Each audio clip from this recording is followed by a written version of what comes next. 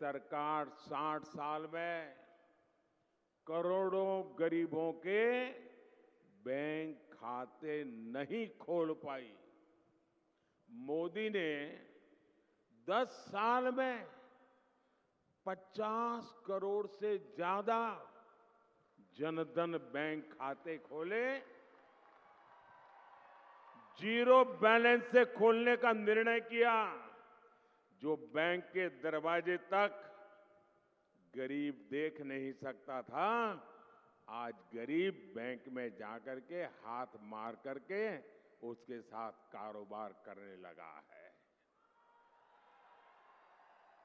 साथियों, 2014 में जब आपने आपके इस बेटे को गुजरात से दिल्ली भेज करके देश की सेवा करने का आदेश दिया, उस समय बड़े विद्वान अर्थशास्त्री देश के प्रधानमंत्री थे।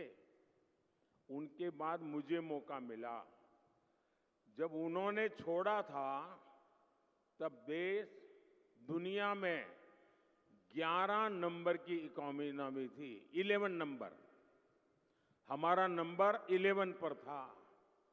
10 साल में गुजराती ने, एक चाय वाले ने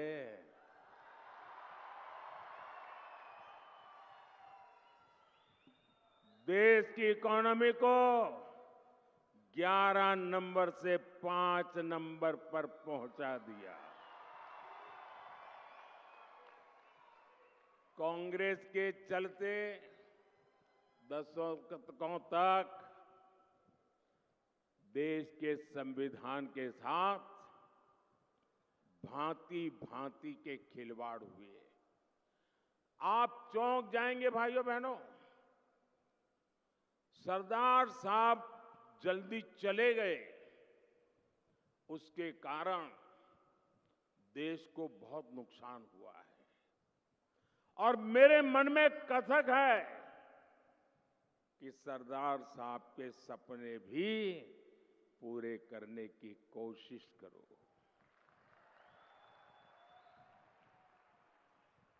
आपको पता है भाई, ये कांग्रेस के शाहजादे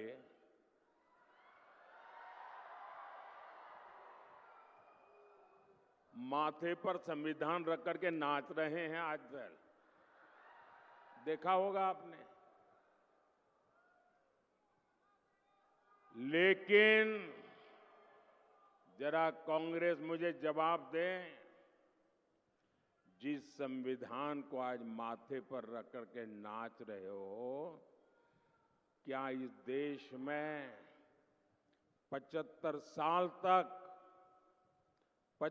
साल तक हिंदुस्तान के सभी हिस्सों पर ये संविधान लागू नहीं होता था? मोदी के आने के पहले इस देश में 2 संविधान चलते थे, 2 झंडे चलते थे, 2 प्रधानमंत्री थे। ये संविधान माथे पर लेकर के नाचने वाले शाहजादे आपकी पार्टी कांग्रेस ने, आपके परिवारजनों ने देश में संविधान लागू नहीं होने दिया था। कश्मीर में हिंदुस्तान का संविधान लागू नहीं होता था। धारा 370 दीवार बन के बैठी थी। ये सरदार पटेल की भूमि से आए हुए बेटे ने उस 370 को भी जमींदोज कर दिया। और सरदार साहब को सबसे बड़ी श्रद्धांजलि मैंने दी है।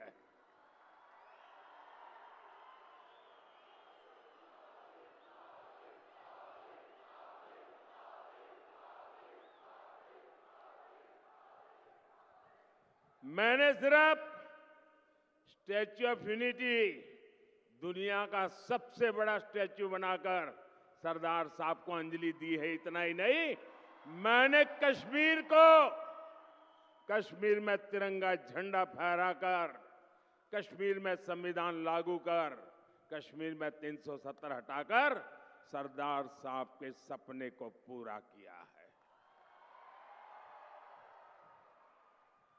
साथियों, जितने साल हमारे देश में कांग्रेस सरकार रही, एक बड़ा हौवा था आए दिन, जब भी हो पाकिस्तान, जब भी हो पाकिस्तान, जब भी हो पाकिस्तान।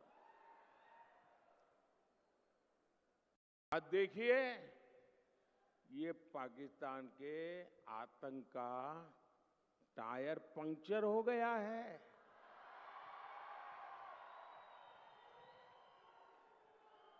जो देश कभी आतंकी एक्सपोर्ट करता था, वो आटे के इंपोर्ट के लिए दर दर भटक रहा है। जिसके हाथ में कभी बम गोला था, उसके हाथ में आज भीख का कटोरा है।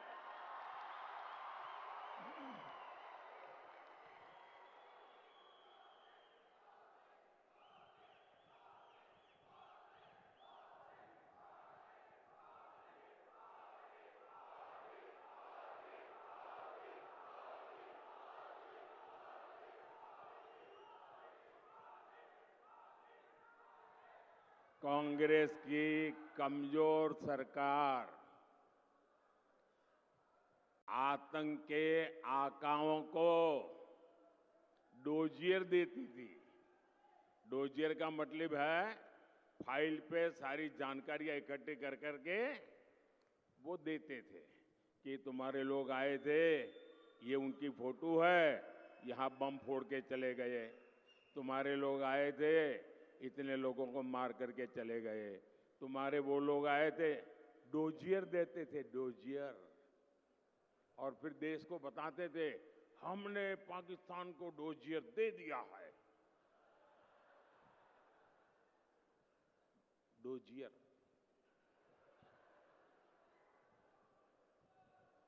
और मोदी की मजबूत सरकार देखिए, डोजियर बोजियर में टाइम खराब नहीं करते।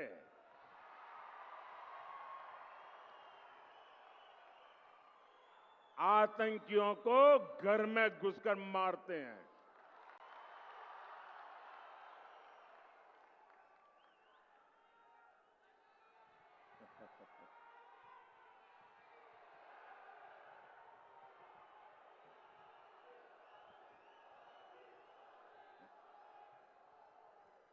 और साथियों, संयोग देखिए, आज जब भारत में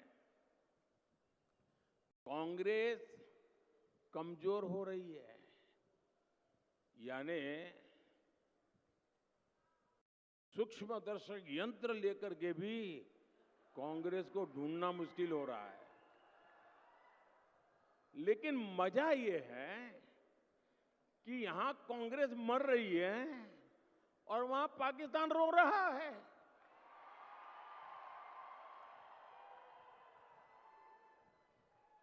आपको पता चला होगा, कांग्रेस के लिए अब पाकिस्तानी नेता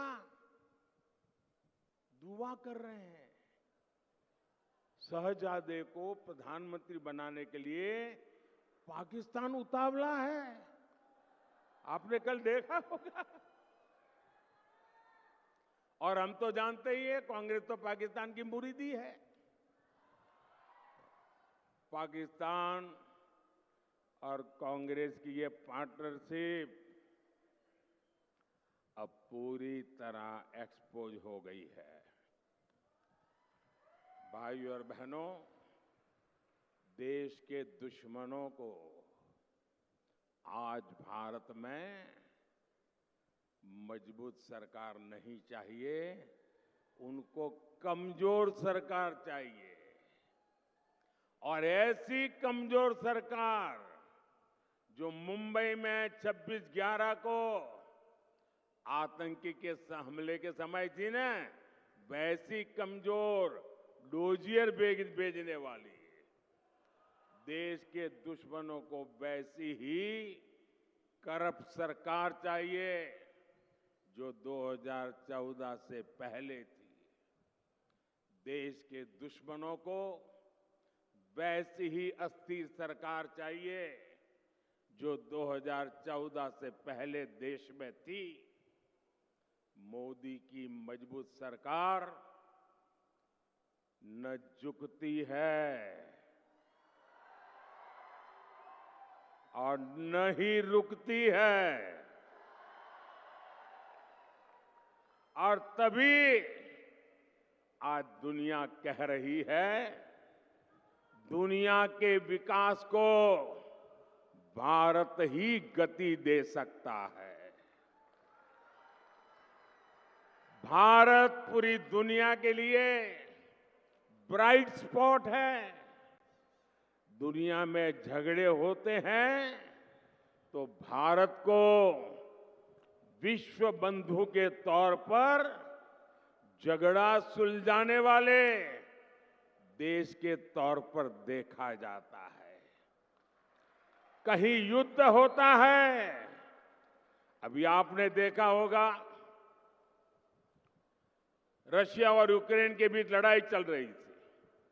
दुनिया के अनेक देशों के लोग वहां फंसे हुए थे, वो वहां से बाहर निकलना चाहते थे और वहां एक ही पासपोर्ट चलता था। दुनिया के किसी भी देश के नागरिक को वो बम गोले के बीच से निकलना हो यूक्रेन में से, तो एक ही पासपोर्ट चलता था और वो पासपोर्ट था मेरे देश का तिरंगा झंडा। पाकिस्तान के लोग भी तिरंगा झंडा दिखाते थे तो वहां की सेना जाने देती थी। आपने यूक्रेन में देखा है, युद्ध के समय जो बच्चे थे वहां, सबने महसूस किया कि भारत के तिरंगे की ताकत क्या बड़ी है। भारत, आप में से तो आए दिन लोग विदेश जाते हैं, आपने देखा होगा आज हिंदुस्तान के पासपोर्ट की ताकत क्या है। हाँ। ये होती है देश की साख। मुझे बताइए मेरे आनंद खेड़ा के भाई बहन, क्या आपको देश की ये मजबूती खबर मिलती है, गर्व होता है कि नहीं होता है? दुनिया गर्व करती है तो आपको गर्व होता है कि नहीं है? आपका माथा ऊंचा होता है कि नहीं होता है? लेकिन ये कांग्रेस, वो क्या कर रही है?